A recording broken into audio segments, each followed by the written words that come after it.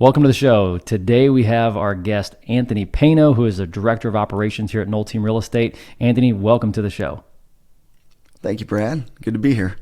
Awesome. Well, what we're going to do is we're going to take a deep dive a little bit into our business and behind the scenes. So there's a lot of small business owners listening to this.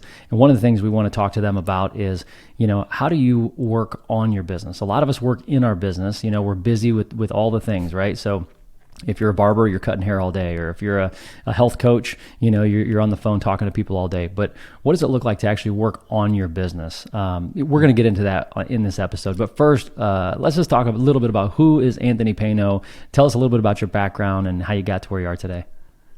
Sure. My background, Brad, man, as we've talked about before, it's pretty eclectic. I grew up and went to college at Asbury University, went there to study theology, thought I was going to be in ministry, started a church, was working in churches as an associate pastor and then as a senior pastor for close to 15 years. And felt like it was time to go a little different direction. As my family was growing, I wanted to spend a little bit more time focusing on them. So I ended up working at Merrill Lynch as a financial advisor for 6 years. It was a great experience, learned a lot. It was fun working with clients. And in between all of that, I had the opportunity to coach high school basketball here in Fort Wayne at 3 different high schools. Got to work with a bunch of great young men, help people get into college. It's been crazy watching during graduation season this year. These guys, I remember when they were little, now they're having kids, they're getting ready to graduate, just the circle of life. So working with people has been a passion of mine from day one, and just finding different ways to do that each and every year. That's awesome. Coaching is a big part of my background, and we're coached by Buffini & Company, one of the largest coaching companies in North America. We actually our group of realtors sells 1 in every 8 homes in the U.S. And so there's something about coaching. I mean, the work that you do in the lives of people. I mean, there's definitely some benefits that's happening. So I know you and I connected on a coaching level, on a sports level, and we're actually running our real estate business like a sports franchise. And so why don't you tell the listeners kind of how we connected?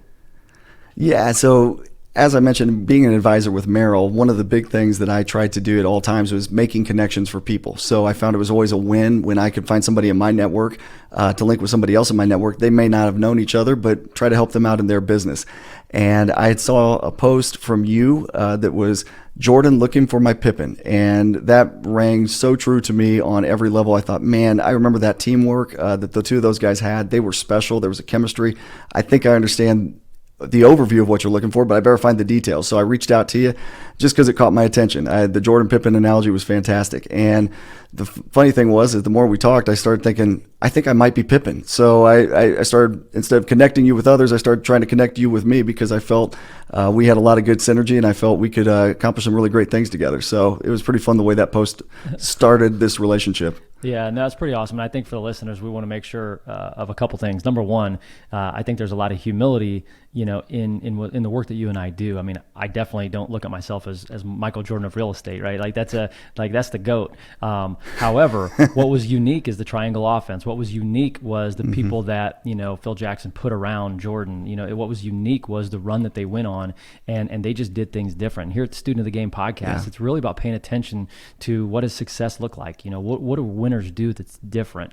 And I think that's really what we want our listeners to hear right there is like, we want to be great, don't get me wrong, but calling ourselves Michael Jordan or Scottie Pippen, it was more of the analogy. So I'm glad we connected.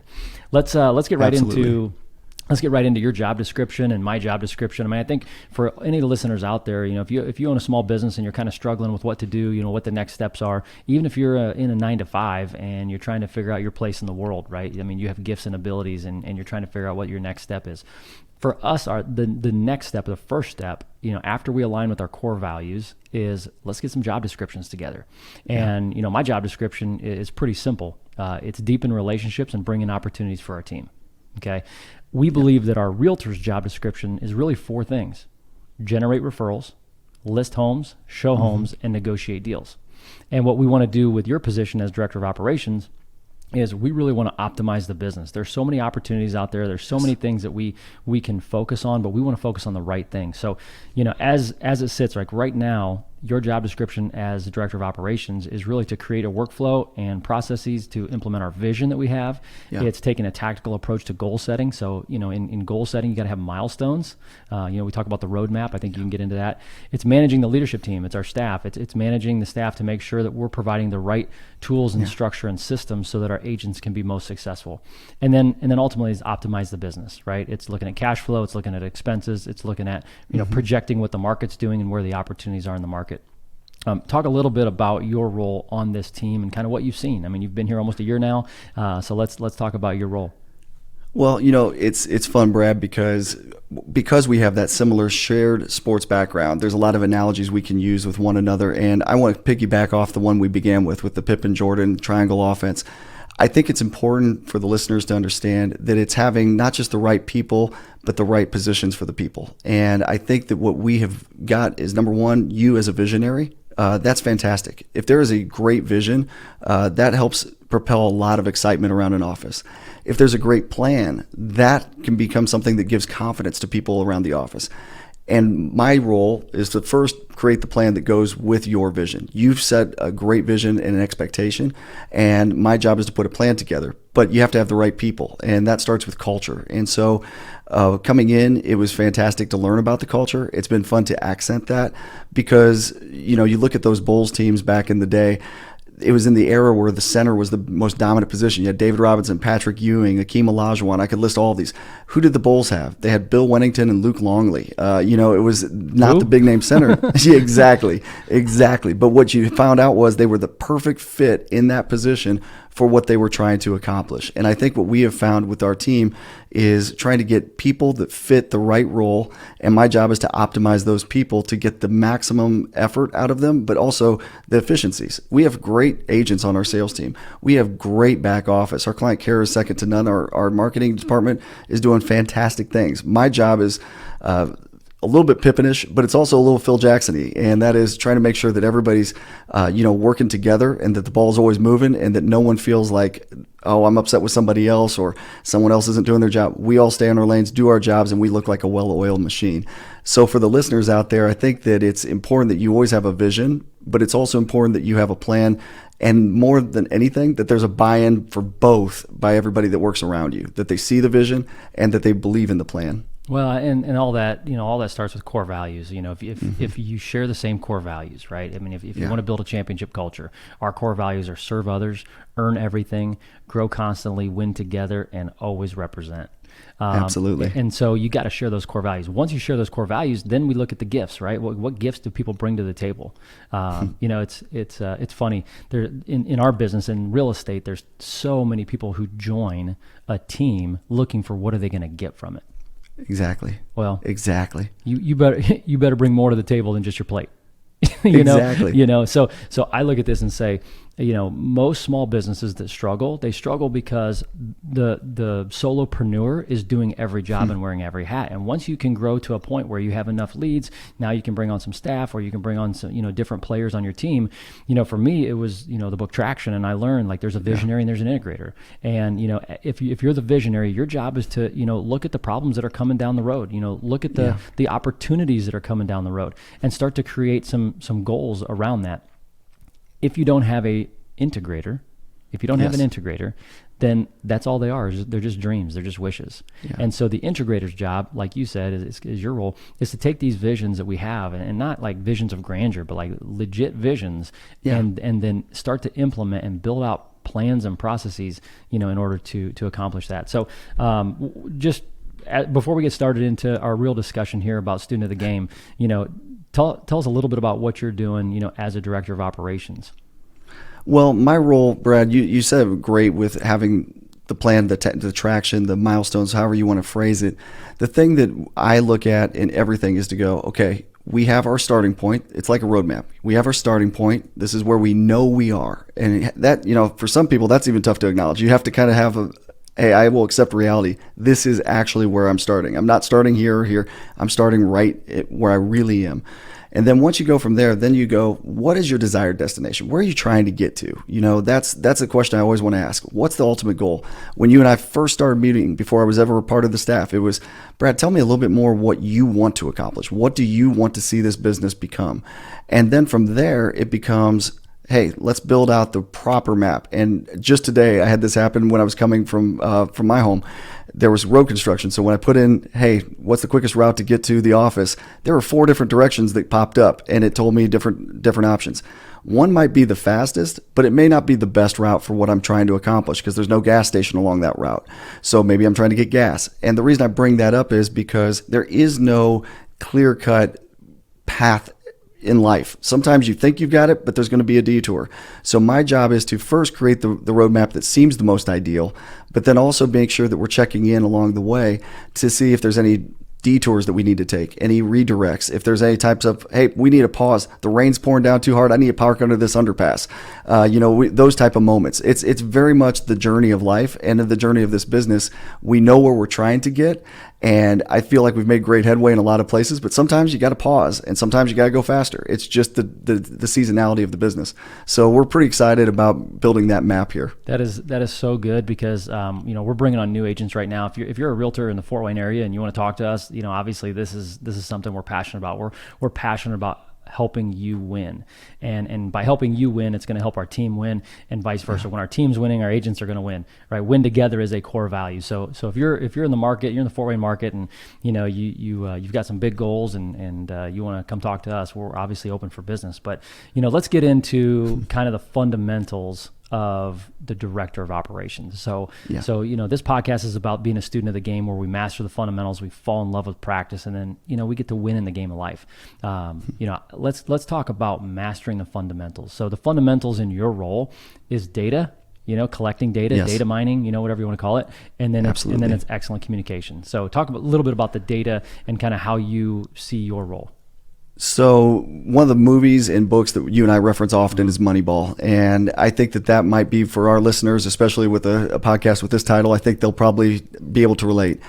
Very much Billy Beane is probably not given enough credit for the fact that he had a mind for understanding things that were very complex.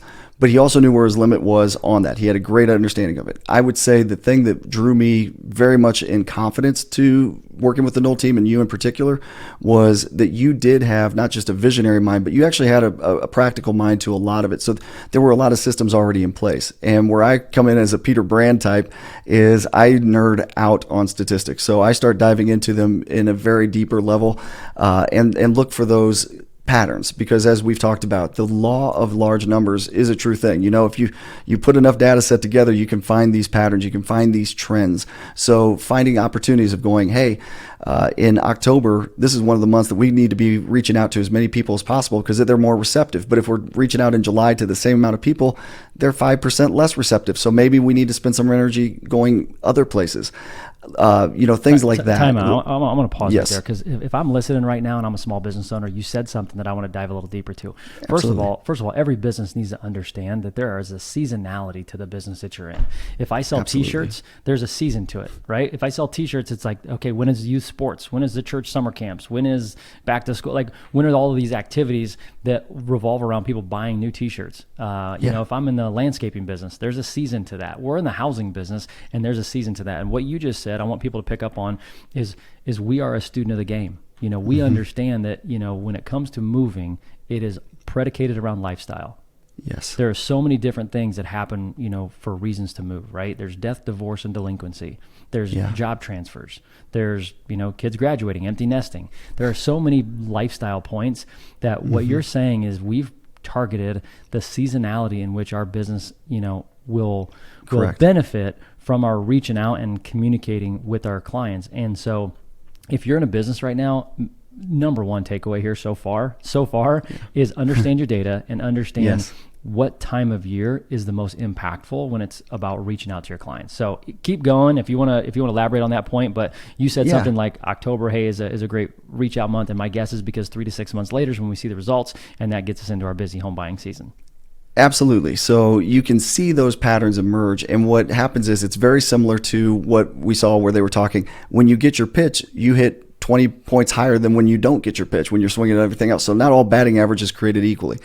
Similarly, those seasonality of the business, I'm so glad you took the time to highlight that, because it's true. Some people need to look into when is the seasonality, but more than just business seasonality, Brad, it's the ability to accurately track the data that's important so that you can make sure that your target audience is actually hearing what you're saying.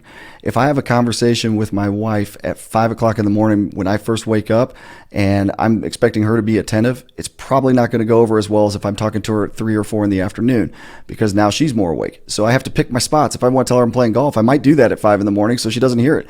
But at 3 or 4 in the afternoon, that's going to be where she's more receptive if I want to talk about a date night. So absolutely. Using those type of things as example, what we're trying to do is collect the data that you've built over 20 years of real estate and find these patterns so that we can be the most effective for the people that we work with. That's why our agents, you mentioned, if people are interested, we feed into you. We may not feed you cash. What we are going to feed you is life. We're going to teach you how to do the job the best to your ability. And our team of agents is up 20% in a market that's down 20%. So, that's because we're feeding life. But we can do that because of the data that you've kept and the ability to dive into that to find not only what's best for our agents, but best for the people that we want to serve. Because this community is so important to us, we want to make sure that you hear the things that we believe are valuable to make you a great homeowner and make good decisions in a market. So, okay, I understand how important data is, but we're talking to a bunch of small business owners, a bunch of realtors, a bunch of people that they probably just feel busy. They feel tired. They feel worn out. And now you're asking them to track all this data. Anthony, we are in a world of free spirits.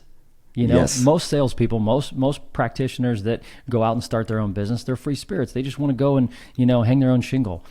Yeah. Now there's a piece of communication. So if you were communicating to one of these people out there that maybe was resistant to tracking data, right? The second piece to your job that's the fundamental is communicating. So what would you communicate to somebody who's maybe a little resistant to the data? Absolutely. And I think, Brad, you hit the nail on the head. I think that's part of the reason why you were looking for, as you mentioned, Pippin, you were looking for that integrator because you're out doing the vision stuff. And so bringing on myself was someone that could say, hey, look, here's what we're going to do. We're going to set up regular connects. We're not going to have just one long meeting where it gets drowned out. We're going to have a bunch of little tiny meetings with different small groups. So it's effective communication in particular to the spots that you need to hear it. Not everybody needs to be in the receiver room. The linebackers don't need to be there. So let's make sure that the receivers are in there and that we're really dedicated to that period of time. Similarly, we have our client care, we have our marketing, we have our sales. So let's make sure that each communication point is to them. The second thing about the communication piece, as far as why the data is important, I kind of go back to my finance life. When I would meet with people, they go, well, I just don't have the money in my budget to save the way I want to for retirement. I say, well, let's take a look at your budget. And we would find like the $12.99 Netflix, the apps that aren't even being used, they're $6.99 or $5.99 each a month. And we would start finding all these like little things, and these little leeches, when we would add them all up, would save somewhere between $4,000 and $8,000 a year by just eliminating some of the clutter. So what we're trying to do is to eliminate that clutter. And for any business owner out there, I would say, tracking your data starts with just being disciplined, going, hey, look, if I just budget 30 minutes of my day to track my calls or to track X, Y, and Z that's important to your specific industry, that 30 minutes is actually saving or making you $5,000, $10,000, $15,000. It could probably increase your business productivity 15, 20%. It could probably increase the longevity and consistency of your business exponentially because of the fact that you have now created that discipline, and your pipeline is going to be more accurate. Your data is going to be more accurate. So that's the type of thing I would say is the discipline of directed communication and making sure that you time block and say, yeah, it is this important because it's laying a foundation of consistency and continual success. Yeah, well, okay, I'm going to say a couple things here, but I think you were right in 100% of what you said, but I'm a free spirit. I'm a recovering free spirit, I'll say that. And so I'm really working on structure because structure does give you flexibility. You said a couple things that I want to make sure people understand. We're trying to live the life that you want. Everybody is, right? All we are is just a walking walking, talking, breathing, bag of mixed priorities. Like we have to figure out, I got to get the kids here and I got to get my bills paid here and I got to get these clients served over here. Like we have so many priorities throughout the day. And, we're in a spot after 20 years, our business might look different than yours. If you're listening right now and you're like, I don't have time to do this. I don't have time to time block. For me as a free spirit, when somebody said it's not a budget, it's a spending plan. You get to choose where you spend your money. I'm like, let's go. Let's create this spending plan. And the same thing is with time blocking. It's not jail to time block. No, it's actually choosing. It's actually more, you're being more of a free spirit to tell your calendar what you're going to do. Like you're not going to be the boss of me. I'm going to tell my time where I'm going to use it. And I think if people can just shift their mindset on that, what I used to do as a solopreneur when I was new into the business is I would go 100 miles an hour, just like you, the listener out there, you don't have time in a day. And in my morning routine, I got to the point where it's like, hey, I found out my phone tracks about 50 calls, and so I could go back and each morning I would go through my call log and I would start tracking the number of people that I talk to. Now, how does this tie into living the life that you want?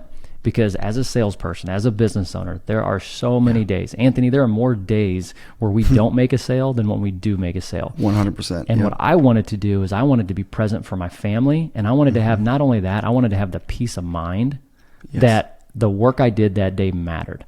And when I started tracking, I knew I won the day. And if you can just figure out what does winning the day look like to you, I think that's fundamental. You can't really move to a place where you have peace of mind, where you can be present with your family or present with your clients until you do track and know what a peace of mind does look like for the good life. So thanks for sharing fundamentals in your role, data and communication. And it's not just tracking data for the sake of tracking data. Like I sold 15 red houses with red doors this year. Like doesn't matter. Okay.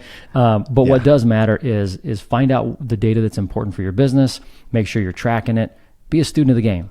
Right. Yeah. And then from there, make sure you know how to communicate how that works. Let's get into practice. Yeah, practice is all about. Everybody heard the Allen Iverson pitch, right? It's almost like it's almost comical now. But I believe true pros fall in love with practice. Absolutely. Amateurs get paid to play. Pros, they get paid to practice. And working on our craft is a really important thing. Let's talk about what we do when it comes to practice, because you've got data and communication here. What are the things that we're doing that nobody sees? And specifically, we're talking about our capacity tracker and then our pipeline tracker. Let's talk a little bit about that. Maybe start with the pipeline tracker, because I think that's relevant for so many businesses out there. Yeah, Brad, and I want to piggyback, if you don't mind. Sure. Just one thing that you said that really struck out to me in a big way was, changing your mindset. I think part of communication sometimes is communication with yourself, and it can be very easy to fall into data. I don't want to, or time block. You get these ideas. I'll never forget coaching when I took an assistant job and we had switched schools, and our best player, the best spot on the floor for him was going to be the 5. It wasn't even a center position. It was just the 5. But in his mind, 5 meant center, and he did not want to be a center. And I looked at our coach. I said, we just need to change the playbook so that all these 5s turn into 3s and just make sure that he sees it. And he ran our old 5 the whole season very happily, thinking it was the 3. It was just a change in that little bit allowed him to excel instead of getting hung up on something. And I want to encourage everybody, find something. If there's something that hangs you up, but it's essential to success in your business, find a way to reframe that conversation with yourself. More than the communication internally, it's with yourself. And piggybacking off that, that's the work behind the scenes that we're trying to do, because in our industry, obviously when you're working on a team and you are a buyer agent or a listing agent for a bigger salesperson, if they ask you, hey, what's your capacity? Well, if you're getting fed from the bigger agent, the capacity number is going to be huge. It's going to be, I can do 100 people. Well, let's reframe that conversation, because the conversation needs to be, how are we serving others the most effectively? How many people can someone actually give the attention to detail that we require for each and every one of our clients? Because we want our clients to know they're getting a ton of attention and a ton of appreciation. And so what we've done is we created a capacity tracker. So we're looking at everybody's pipeline, being able to plug it in, and we can say, okay, this person's at 78% to capacity. So we've got a new listing that's coming on the market. They can handle this. This is great. We've got somebody else that's 120% to capacity. They've got a lot of business that's come their way, both individually and through the company. A new client coming in to buy a house, they're probably not going to get the attention from this individual the way that we would want. So let's make sure that we leverage somebody else that can. Those are the little things that go on behind the scenes that are meant to empower both our team to know they're not going to get burned out, but also empower our clients to know they're getting the attention they deserve. So it's always a reputational excellence here with the Noll team. I want to pause you for a second because I feel like you're speaking into my soul. There's 6 minutes left in the game, and I'm playing, and I'm in college, and I'm on the floor, and I'm gassed. Yeah. I don't want to come out. No, you don't. So guess what I'm not doing? I'm not looking over the bench. Exactly. But it's the same thing. And I think capacity is kind of the fool's gold right now, where it's like, people know that this is, if you're in a sales business or you're running a business, it's eat what you kill. Yeah. Like, you got to go out and do something. And what happens is I think we lie to ourselves about the capacity that we actually have. And so we have some metrics to track people's capacity. And it's not because we're trying to hold them back. It's actually, we want them running on the Autobahn. We want them going 100 miles an hour with the capacity that actually serves our clients. If we serve our clients, they're going to keep telling other people about us. When they tell other people about us, we're going to stay in business for a really long time. I want to stay in business for a really long time. I'm not about having banner years every year. They would be great, but I'm into staying in business a long time, and capacity is how we do that so that we can serve our clients. I love how you said that. Thank you. Yeah, no, and that's, it's making everybody, as you mentioned, win together. That's a win together for everybody, because you hit a higher percentage and everybody feels better about life. And that's what we're looking for. And, again, going back to articulating goals, that's another thing we've done is we've reversed engineered. We're able to take the data and then reverse it. And we go, okay, what is your personal goal to our sales team? What's your personal goal this year? How much would you like to make? What's the goal there? Beyond that, how much time do you want to be spending with your family over the summer? What does that look like?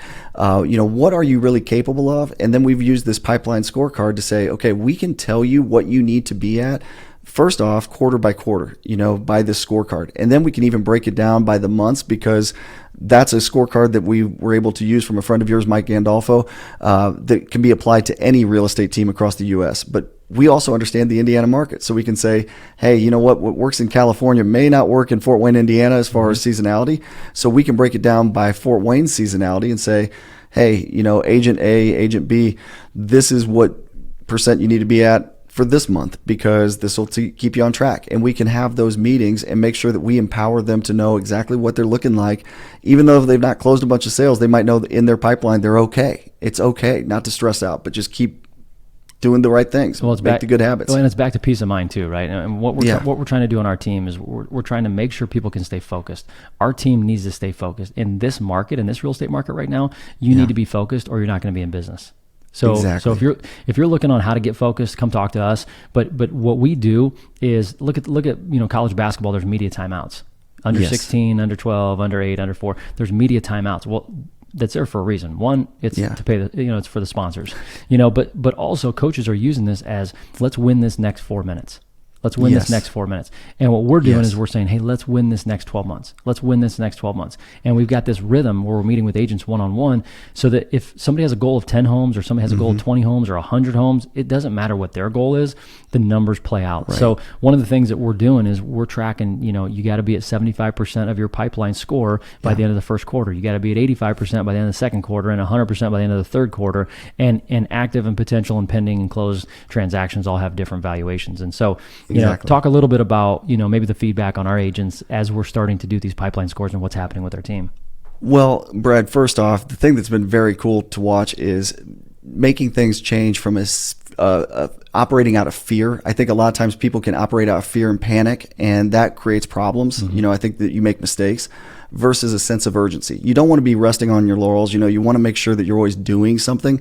And I think that there's a difference between operating out of fear and panic and operating with a sense of urgency. And I think what the pipeline scorecard has done is it allows us, every month we meet with every agent on our team. We have a one-to-one connect to see just how they're doing in life in general, and not only talk about, their transactions, but also their life and what we've got going on as a team. But when we do get into the transaction discussion, what we're able to do with this pipeline tracker is, because every number has a different weighting, we can say, hey, look, this is exactly where you stand, regardless of whether you, like you said, want to sell 5 homes, 50 homes, 500 homes. It's irrelevant. We'll be able to tell you what your custom goal looks like. And what we can do then is go, let's take this, and now here are the activities that we know are habits that are proven to work. And these proven habits, if you do these, the end result will be you're not operating out of fear and reactioning to the market that's there, but you're acting out of a sense of urgency because you are being confident that you know if you keep working the good habits with these individuals, good things will come for you. And I go back to a book that I read a long time ago, Golf is Not a Game of Perfect, from Dr. Bob Rotella. And this guy was a genius about so many things, but he gave the 10 things that he felt were essential for your mindset to be successful in golf. 9 of the 10 had to do with things that you as the golfer individually did. But the 10th one always stuck out to me, and that was find someone who believes in you.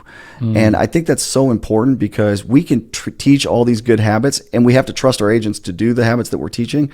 But the biggest thing is, I think, is the 10th one, and that is every person on this team, whether you're a sales agent, whether you are on our client care team or the marketing team, you are surrounded by people that believe in you and what you are able to accomplish. So I think that helps encourage people to do steps 1 through 9, whatever those habits might be. It makes them go, yeah, I do need to put that extra work in because they believe I can do this. I can accomplish this, and I'm going to work with that sense of urgency, never out of fear, because I have the confidence of the data-driven information behind me. Well, and that's how we're building our team. I mean, one of the things that Lindsay and I believe is people need to be celebrated, not tolerated. Yes.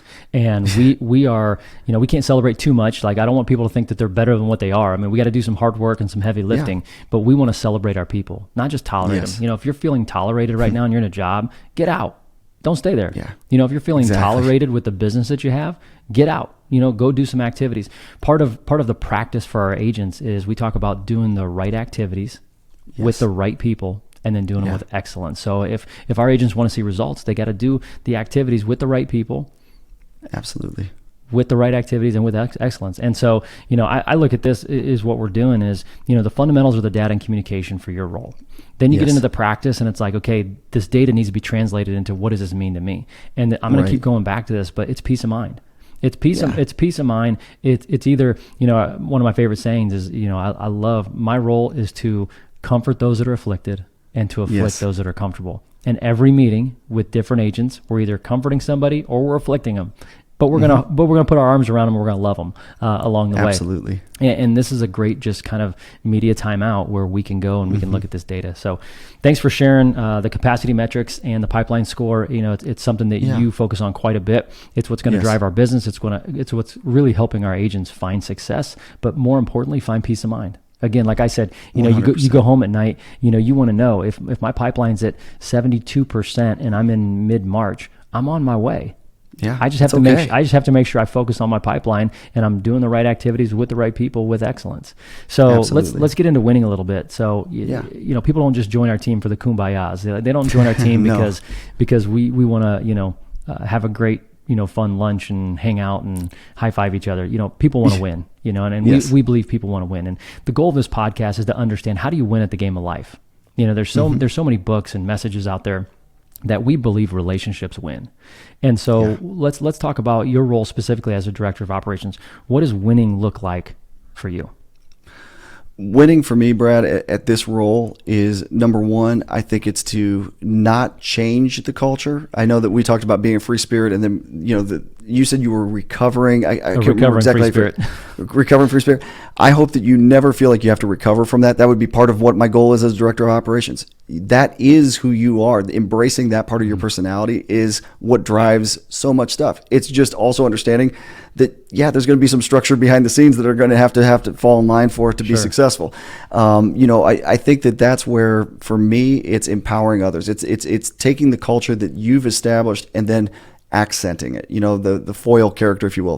There's the diamond, but it looks much brighter when they put that little bit of foil in the back of the ring.